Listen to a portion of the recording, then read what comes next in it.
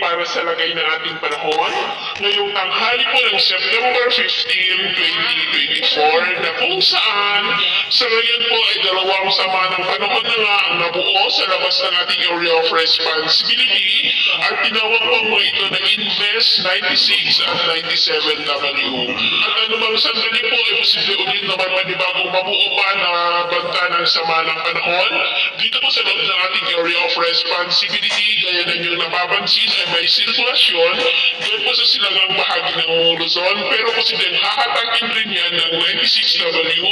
na nasa labas ng ating area of responsibility at posibleng sa susunod na 2 hanggang 3 araw ay may mamuunit na banta ng sama ng panahon dyan naman po sa may South China Sea sa kanurang bahagi ng ating bansa at yun po na magpamalakas ng habagat. Kaya asahan po natin na whole week, this week ay mananatili po na malakas pa rin ang bugso ng habagat na posibleng magtagal pa rin yan hanggang po sa huling linggo ng Setyembre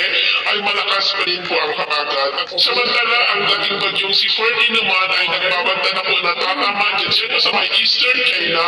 mamaya gabi o hanggang bukas po ng madaling araw bilang typhoon. At ito naman may pinapakita ng mga model na ginagamit hanggang sa susunod na 2 linggo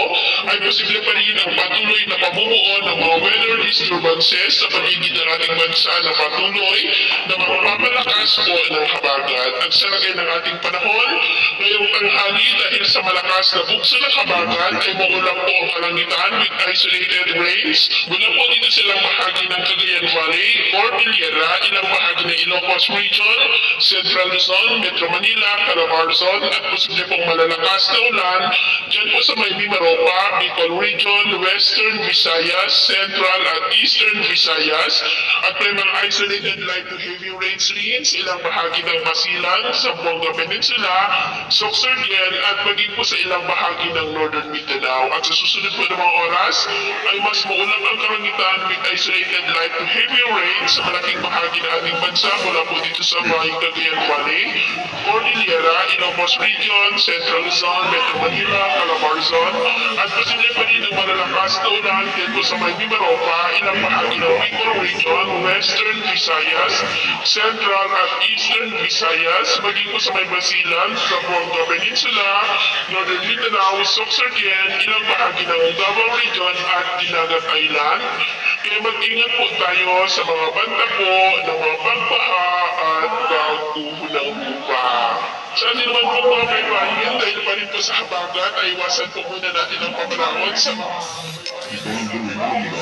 Mindoro Seaboard, Western Visayas Seaboard at maging po sa silangang baybayin ng Visayas at Mindanao.